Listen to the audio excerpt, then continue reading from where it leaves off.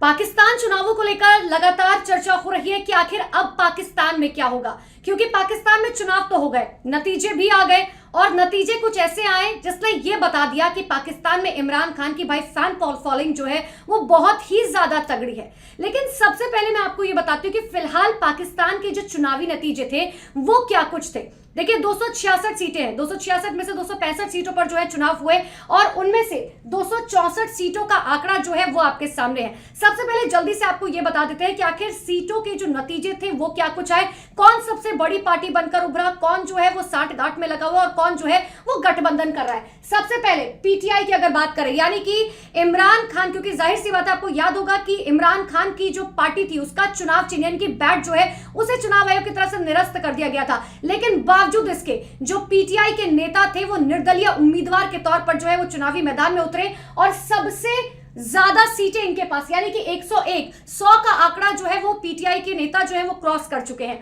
अब दूसरी सबसे बड़ी पार्टी की बात करते हैं, वो है पीएमएलएन यानी कि नवाज शरीफ की पार्टी। हालांकि जो बहुत पीछे चल रही है, फिलहाल 75 मात्र सीटें हैं, लेकिन बावजूद इसके दूसरी सबसे बड़ी पार्टी बनकर उभरी है वो है पीएमएलएन और तीसरी सबसे बड़ी पार्टी है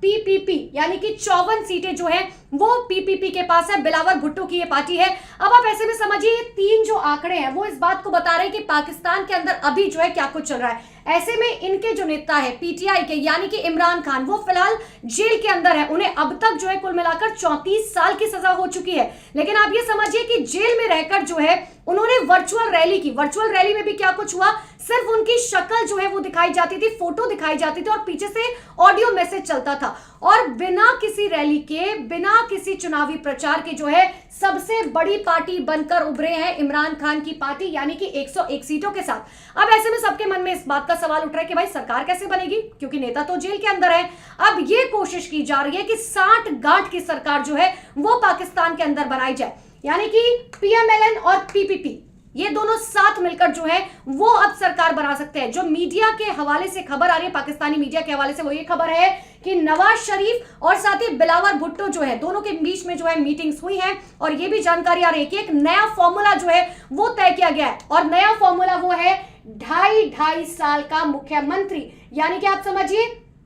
कि 2.5 साल जो है नवाज शरीफ रहेंगे और 2.5 साल जो है वो बिलावल भुट्टो रहेंगे। हालांकि अभी तक इस पर पूरी तरीके से सहमति नहीं बन पाई है, ये मीडिया के हवाले से जो पाकिस्तानी मीडिया की जानकारी दी गई है वो ये दी गई है। लेकिन एक और इंटरेस्टिंग पॉइंट मैं आपको बताती हूं, 101 जो पीटीआई के उम्मीदवार हैं, ये कहा जा रहा है कि कुछ उम्मीदवार टूटकर पीएमएलएन और पीपीपी के साथ भी जा सकते हैं, क्योंकि सेना के दम पर, बंदूक की नोक पर जो है अब ये काम कराया जा सकता है। आपको याद होगा कि लगातार जो है जो इमरान खान है वो कह रहे थे कि नवाज शरीफ यानी कि ऑपरेशन लंदन का उसे जिक्र देते थे, वो कहते थे कि ऑपरेशन लंदन के तहत सेना ये कोशिश करे कि नवाज शरीफ जो है वो एक बार फिर से सरकार में आ सके। और हुआ भी कुछ ऐसा ही कि देखिए अब 75 सीटें तो आ चुकी हैं, लेकिन अब क्या सेना बंदूक के दम पर इन तमाम विधायकों को क्या इनके साथ मिलाने में कामयाब हो पाएगी और क्या नवाज शरीफ जो है वो प्रधानमंत्री की कुर्सी पर अकेले बैठ पाएंगे या इस कुर्सी को जो है आधा आधा बांटते हुए नजर आएंगे, यानी कि 2.5 साल आपका प्रधानमंत्री, 2.5 साल हमारा प्रधानमंत्री। और क्या जनता इसे एक्सेप्ट कर पाएगी या नहीं कर पाएगी, क्योंकि जनता ने अपने विश्वास से,